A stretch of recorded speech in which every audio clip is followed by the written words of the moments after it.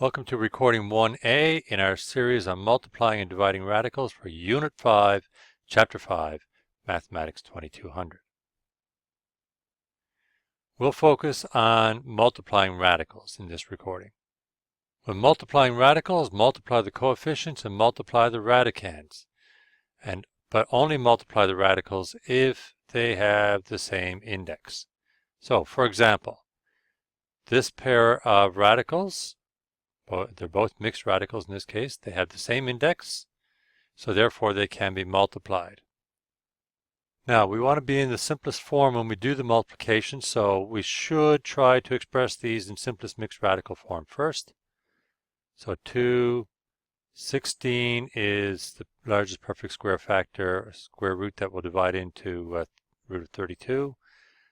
And we have 3. The largest perfect square root that divides in root 24 is 4, and that's 4 times 6. So we have square root of 16 is 4, so we have 2 times 4 times root 2 times 3. Square root of 4 is 2 times root 6. 2 times 4 times 3, that's 24, times 2 is 48. And root 2 times root 6 is root 12. Now we're not quite done, because root of 12 itself can be thought of as 4 times 3, root of 4 times root of 3, which gives us 48 times 2 times root of 3. So we wind up with 96 root 3. For this next one, although we could simplify to simpler radicals in terms of mixed radicals, because we don't have the same index, we cannot multiply the radicands. Different indices, that's the plural of index, so we cannot multiply radicands.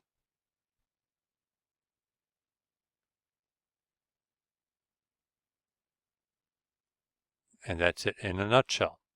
Let's take a look at some other examples of multiplying radicals. Negative 3 root 2x times 4 root 6. They're already in simplest mixed radical form, so we can multiply the coefficients. Negative 12 is what we get there. And 2x times 6 under the radical sign gives us 12x. Now, we want to express that root of 12x in simpler form. So it's root of 4 times root of 3 times root of x. So we've got negative 12 times 2 times root of 3x. They can be combined because they're not going to get any simpler. And we have negative 24 root of 3x, where x has to be greater than or equal to 0.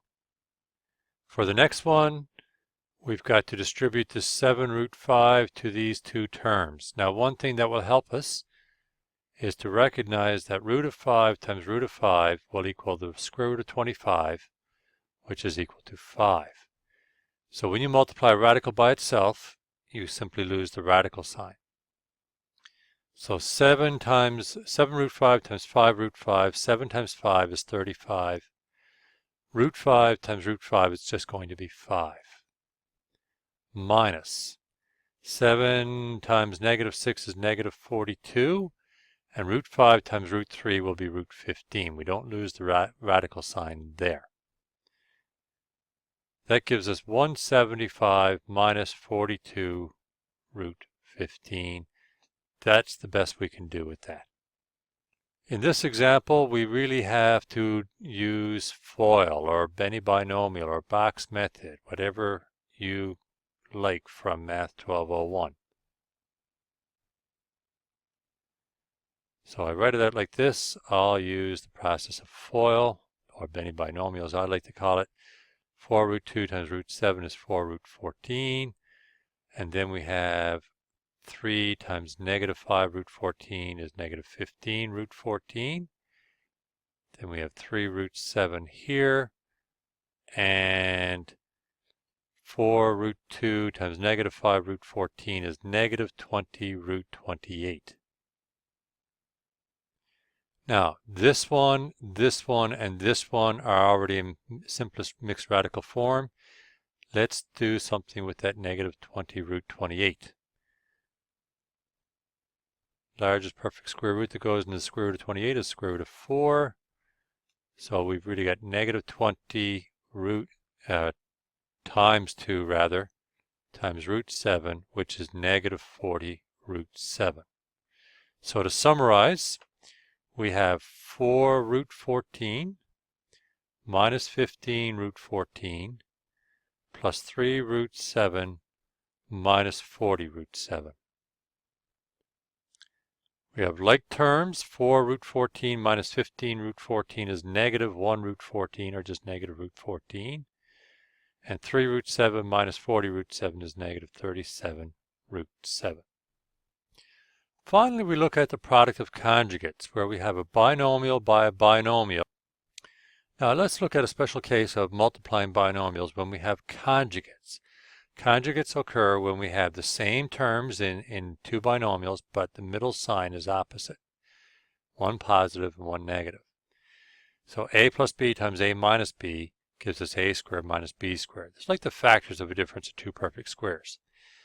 Now this is useful to us because if I multiply radical expressions that are conjugates, all I need to do is square, because the middle terms will cancel out, I just need to square the first term and square the second term and take the difference of them.